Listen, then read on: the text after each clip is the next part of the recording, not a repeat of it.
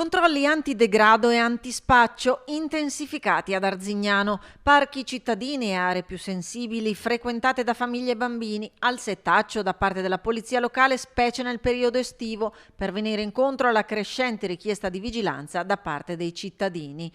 L'ultimo controllo nel weekend a Parco Giazzon di Tezze, in cui gli agenti hanno notato un marsupio vicino ad un gruppo di giovani e proseguendo con l'ispezione hanno trovato all'interno dell'hashish.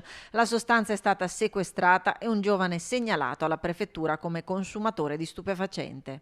Abbiamo purtroppo individuato dei giovani che sostanzialmente possedevano delle sostanze stupefacenti, nel caso specifico dell'hashish.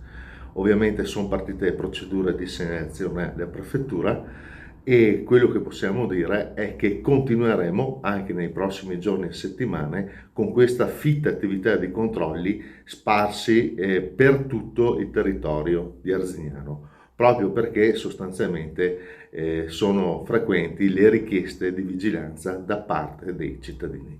Controlli che continueranno per tutto il periodo estivo.